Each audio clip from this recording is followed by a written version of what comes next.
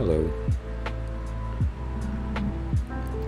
Thought I would do a quick impromptu stream. There's a reoccurring energy popping up in a lot of my readings. You know, anyone out there that is a prolific reader, meaning that you do a lot of readings for a lot of people about a lot of subjects, whether it's, you know, here on YouTube or one of the other platforms or in person, you're going to notice, and you'll probably agree, that there's this trend going on in a lot of the readings. So there's this energy that keeps cropping up across the board. And I thought we would talk about that today. You know, oftentimes on my streams, and definitely with my clients, I discuss the period of time that we're in astrologically in a couple of different ways. You know, I use the normal method, the transit method, of course, but I also use a technique, a very old technique, using the tarot in respect to the astrological system of the Deacons, the Decadent. And combining that with the symbols and the correspondences of the planets and the signs, right? So it's a very effective method of getting at the core of the karmic trajectory of the individual and the space in which they are traveling at that moment, which allows us to hopefully navigate it with as little suffering as possible, and to take as much advantage of any potential growth or gain, and to hopefully spread that so that it can accelerate, right? So that all is predicated upon us having that understanding, right? And so I thought I would jump on and discuss the transition, because we're about to enter that in the next day or so, and the trend that's popping up is very dense right now. The gradient is becoming like dark, right? And so now would be the time before it peaks that people understand what's going on here. So that said, the Deacons or the Decadent is a period of time of 10 degrees, and that 10 degree period of time gives birth to these 36 sections of the year, right? And the period of time that we're in right now, the Deacon, is ruled by the 9 of Pentacle, and we're moving into the 10 of Pentacle. The month that we're in is ruled by Virgo, which is represented by the Hermit. That's why the Hermit is up on the screen here. So you'll see the current major is the Hermit. The current Deacon is the 9 of Pentacle. And we're going to be moving into the 10 of Pentacle in a couple of days. I'm going to be displaying a graphic here in a moment, which is a colorful wheel, which has a bunch of information on it. And pay close attention to the outer portion of this wheel, where you'll see dates and you'll see symbols for the cards, the small cards, the 2s through the 10s. The aces are not listed there, and they're there, just not implicitly. They represent the seasons, you know, the major elements of the seasons. So that said, when we look at this graphic, it's really just a representation of a spreadsheet, a list of information, a list of correspondences that has been developed over millennia, that has landed in this form after being tweaked and polished and corrected and edited over the years by various individuals. And so we'll see that we're in the period right now, the date being September 10th when this is recorded, September 10th, 2022. We're in the period of Virgo, but specifically the 9 of Pentacle and Venus in Virgo. And in a couple of days, September 12th, 2022, we're going to be moving into the 10 of Pentacle energy, or Mercury in Virgo. Right, so there's a lot of information on this diagram that's very useful. The green being the month, all three deacons.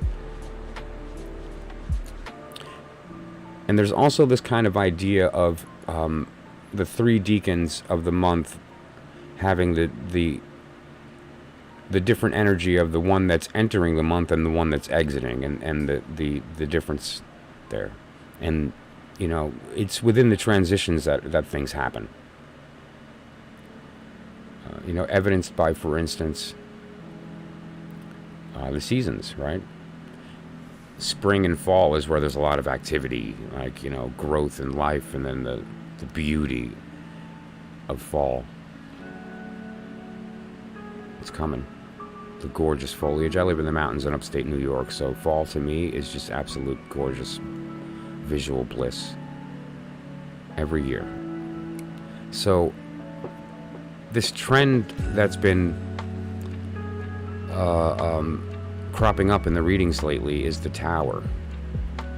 And there seems to be a lot of fear when this comes up in readings, and I wanted to clarify its meaning. You know, there's multiple levels of understanding. There's the outer level of understanding, which I often refer to as the lie told openly. And it's not really a lie, it's more like the world lying to our minds, and it's incumbent upon us to discern the difference between the truth and the falsehood.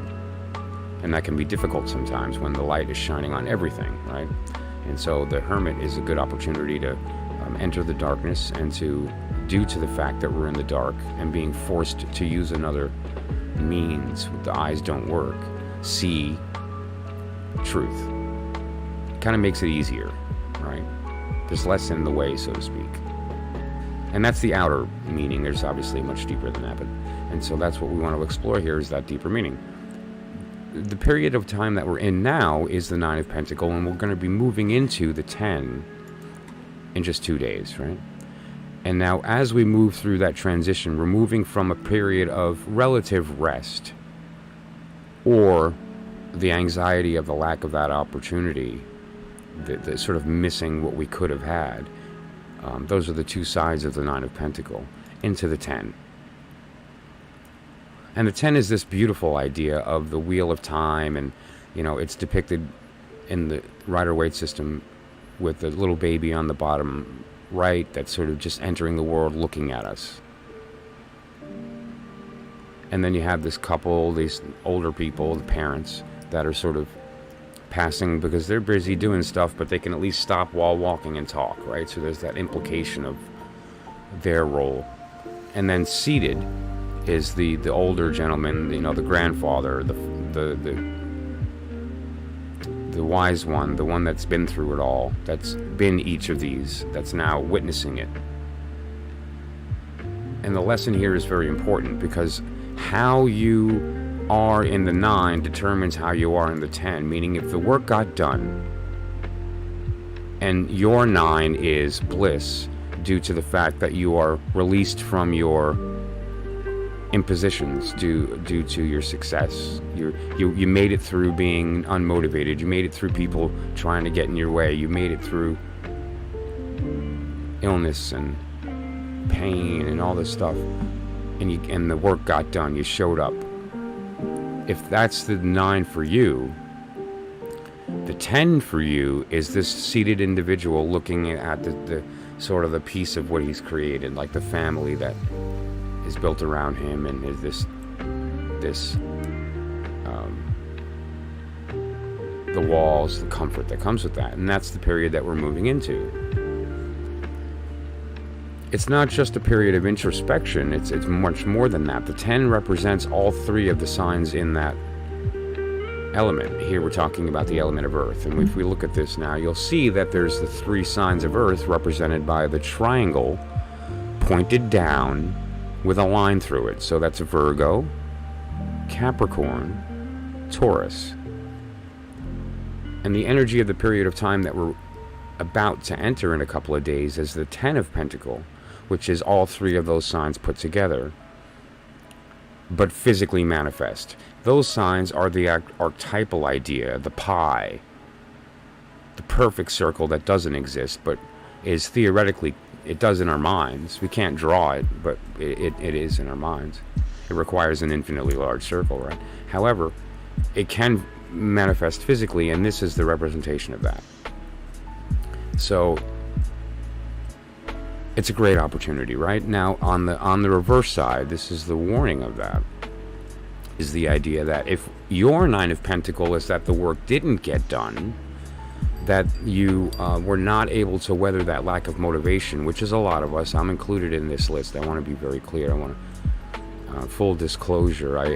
My Nine of Pentacles didn't work out so hot, and it's been a rough couple of it's a patch of time. Then we suffer what is instead of rest, the anxiety that comes with the loss of that opportunity, right?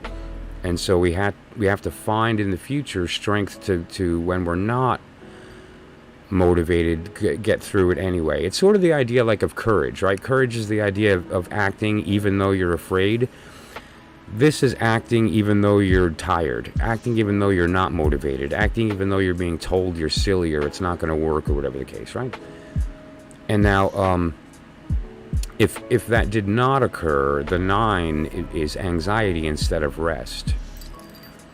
And therefore the 10 is this energy of this being a want instead of a have. And now, there is, however, an opportunity here still. And that's the beauty of why I'm sharing this and why I insisted maybe I should come on and talk about this during this transition. Because a lot of people are getting this card, the Tower, and it's important that we are able to get to the heart of why this is popping up everywhere and how can we use it as a jumping off point for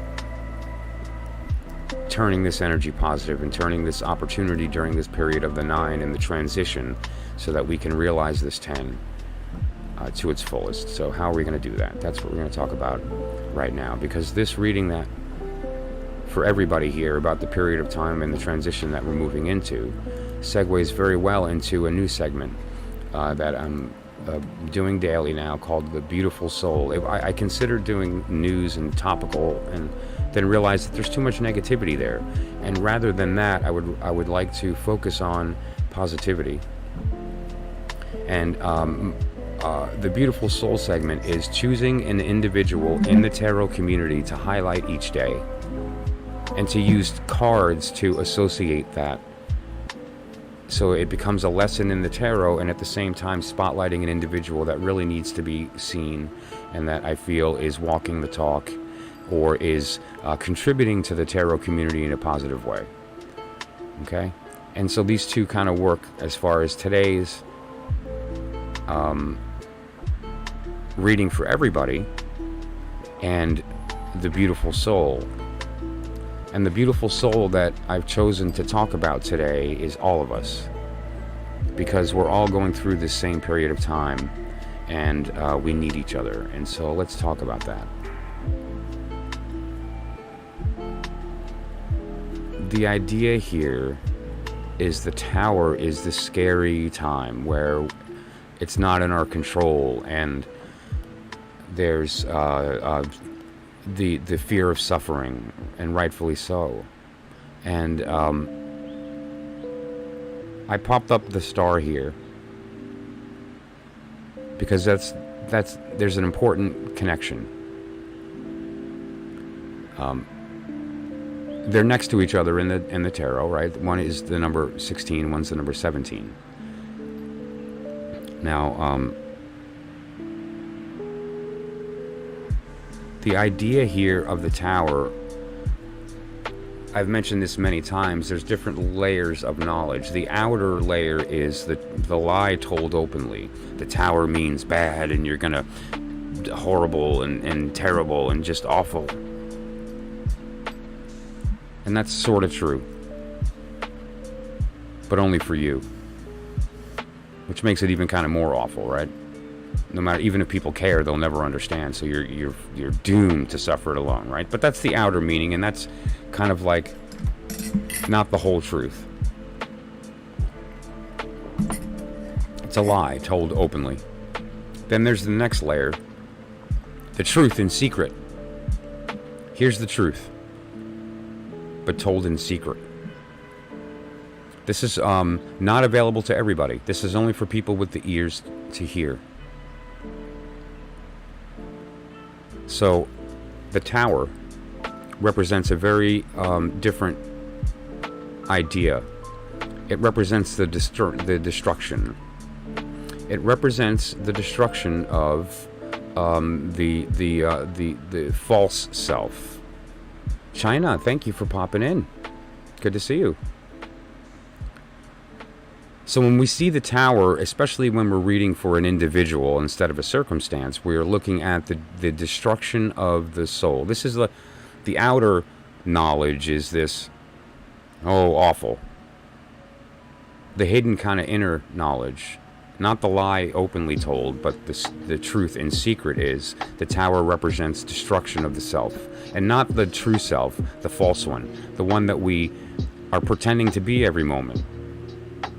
But every once in a while, we're lucky to slip out of. Most of the time, we walk around thinking is us, and we identify with, and we forget that's not who we are, and we forget we're pretending. So what the tower is the idea of that, the dissolution of the self in order that we can become our truer self, which is represented by the star. That's who we really are. The tower destroys the thinker. We're not the thinker. The brain thinks. We're the observer of the thought. Thoughts are a product of the mind. That's why the sword represents mental, right? It's the idea of mind being the mother of thought. But that's not who you are. That's a product of the brain. That's a bodily thing. What we really are is the observer of that thought, and the observer is separate from it. The observer does not carry the weight that the body does. We choose to carry it. We identify with it when it's not who we are. So the tower is that lesson that in that this fear of the suffering and in this horrible event is the dissolution of the self so that the star can be. But now that's the second layer of the knowledge. Inside of that is the real lesson. That's the truth told openly, right? We talked about the lie told openly. The tower means everything's horrible. You're going to burn or jump, but it's one or the other. And there's truth in it. But that's not the whole truth.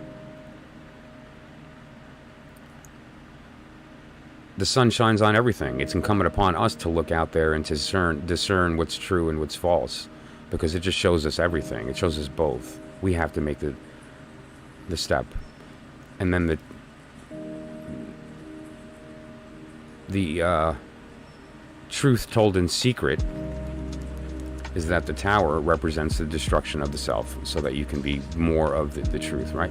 And now here's the truth told openly, which is the innermost secret. This is the one that's only available to the innermost priests. What we're talking about with the tower is the destruction of the self in order to realize truth.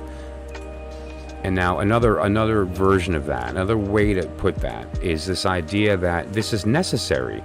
The only way to achieve the star is the tower. The tower, therefore, becomes the vehicle of this process. You welcome it. Die daily. Willingly. So that we can stop forgetting who we really are, instead of taking on this role of what we're meant and told to be by the world, which the world is poison. So we begin to shine our own inner light rather than reflect the world. And when we do that, the star is achieved. Now I want to put up two other cards which tell this story in a slightly different manner. Same story.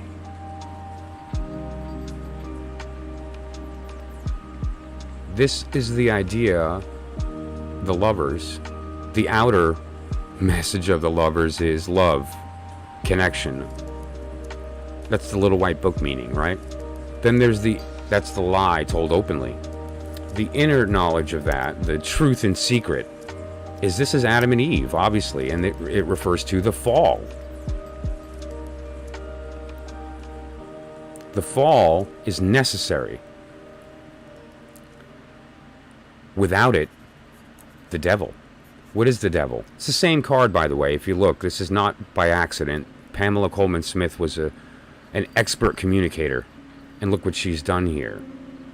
Notice that they're both sixes. 15 is 1 plus 5. Then you have also the lovers, right? They're the same card. One's a holographic version of the other. The idea here is that the devil is the outcome, as opposed to the star, of not allowing this process to happen, of fighting it. Don't fight it. If you do, you fall into the trap of latching on to an identity that's not yours. You take on the world, and the world is poison. Instead, take on yourself, which existed before your personality was even a thought, and will exist long after your body is dead. Don't forget, you exist in the end of time, and you're waiting for you to catch up to yourself. Don't identify with the car that you're driving to get there. You don't hear my voice enter your ears and become me. Why do thoughts enter your mind and you become those thoughts? They don't. They're not yours. They're a product of your brain, which will die with your body. You are not your thoughts, right? So this is the identical lesson. Allow the fall. Welcome it. Why did Eve give Adam the apple? Because it was supposed to happen. This wasn't some sin perpetrated by a woman. It's the natural process that we're all meant to experience, which is the idea of allowing the fall to occur, to erase the falsehood so that we can approach the world as ourselves, and in doing so be empowered not only to be ourselves and to enjoy the blissful pleasure of rightness, but to share it, to spread it. And the outcome of not doing that, of fighting that fall, is the devil.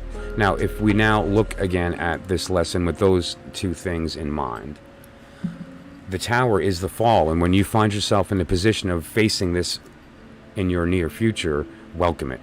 It's okay.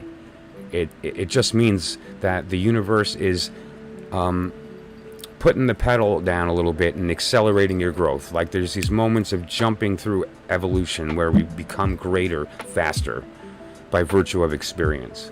Some of us many times in our lives, some of us once or twice, but it occurs. If you're a woman, then you're lucky, and I'm jealous. You get to experience that whenever you give birth. The first time your child looks up and says, I love you, and you didn't say I love you first. Like, it's, and then there's the traumatic ones.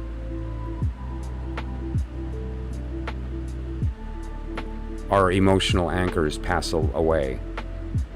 Something that we spend a lot of time creating is ignored, destroyed. There's a number of circumstances that this can take place, personal, physical, emotional trauma, so forth. Whenever that occurs, that's a moment that we can take that experience. In fact, that's what it's designed for, to destroy the personality of who we think we were. And instead of trying to heal, i.e. take this thing that's changed and make it what it used to be, like getting stuck in the past, forget about healing, forget about polishing up the wound. Wear that shit proud and become this new thing. That's what we're here to do. And what happens when you shine your own light is you draw the attention of things that are attracted to that. And guess what they're attracted to? The real you. And guess what happens? Fulfillment. And now, it's a special kind of fulfillment. When you're doing your thing out in the world and you're by yourself, you're just being. But when you shine light and you draw attention, it's very much like you walking along and then noticing a flower. And you're like, wow, that flower is really pretty. That's a pretty flower. Same idea. You become someone else's flower. And when you shine your light and it's yourself, you draw the attention of somebody who needed to see that. And guess what happens in that moment? Beauty is created. Prior to that, you were just walking. But when you walk in your light and someone notices it and you make them smile, beauty was created. Participate in that as much as you can. And the side effect of that is that we are all the star. Every man and every woman is a star. We just don't know it. We're clouded. And we fight the tower. Of course we're scared. I know you are. Remember the first time your parents threw you in a pool to learn how to swim, but now you're a swimmer. Guess what? You survived, and not only that, you're stronger. And now if you fell in the water accidentally, you would live. Right? Remember how scared you were the first time you kissed your first love? And now you're a pretty good kisser. You know, the point is that you have to embrace the tower. It's supposed to be scary. And if you do, you get to create beauty. And all of us are in this space right now. All of us are experiencing this energy. I'm scared. Stuff's been really hard. I am empty. And all I want is to be back to that place when stuff was comfortable, and I could count on stuff. You know, like we can't even predict the weather. I don't trust my government. I don't trust myself half the time when I make decisions, and it always works out. I should, but I don't. You know, and I think that there's this sort of almost global anxiety, and what we all need to do is kind of say, wait a minute, let's stop and let's face this tower together, because we can't stop it. It's like swimming against a river. You know, you may even feel like you're making a little progress, but eventually it's going to draw you back anyway. We all know that we're going to get carried by that river and going to wind up wherever it's taking us. And so we could, if we wanted, turn around and swim with it. And if we do that, we have the momentum of a river behind us. Like, how easy is that swim? Whew. We could even, if we get tired or decide we want to take a break, lean back and then get carried by the river. We don't even have to move when we're correct and right. And there's plenty to join. There's plenty of room for people to hop on and go with us. And I'm welcoming you. I'm asking you to come with me. And if we do this, we can do it. And none of these powers that are in our way, none of these energies that are stopping us can stop us if we're together. There's a very important dynamic of magic that we all ignore. The witches talk about it all the time, and we need to give them credit for it because they really mainstream this idea. 1 + 1 is 2. But when you add one more, it's not 3. It's like this exponential addition in energy, and 4 is even greater, and 5 is even greater. And so let's do this together, and we'll face the tower instead of fighting it and being afraid. I'm scared, and I'm asking you for help. Help me. And I swear to you that I will show up, and I will help you, and we'll walk it together.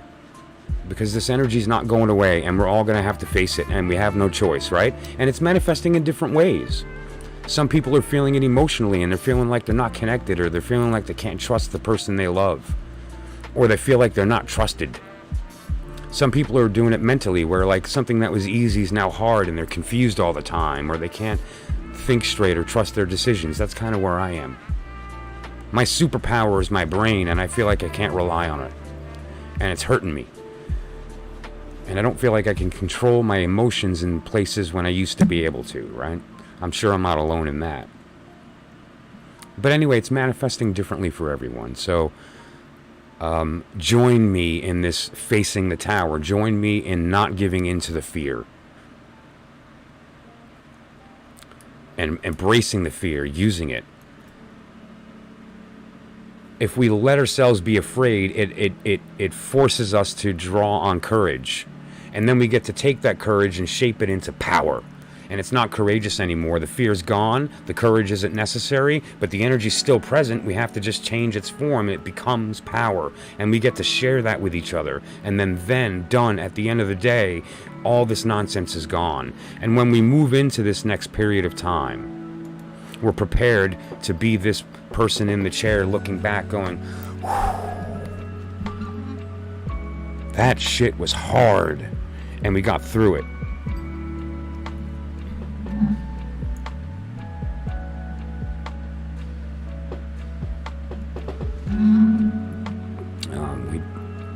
We don't have to be alone.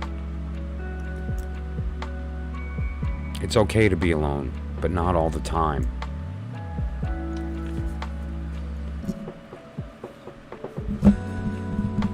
So we need each other. Don't forget that we need each other. And, that's what I'm trying to say today. And that's why I decided to jump on the stream quickly and say, hey, this is what's happening to all of us.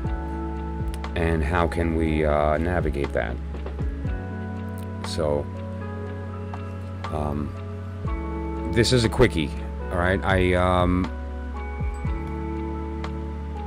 usually do free readings and, discuss a lot of different topics, right? We have the topics of the understanding the quartz, which is, for those who read tarot, it tends to be a difficult subject. It was for me when I first started, right? If I got this card, I'm like, gee, is it a person or whatever the case? It's also a great technique for reading time, right? Which is a question that we get often that can also be difficult in the beginning. How do we read time? And the court cards are great for both of those things. And there's also, again, these 3 layers of knowledge of the quartz.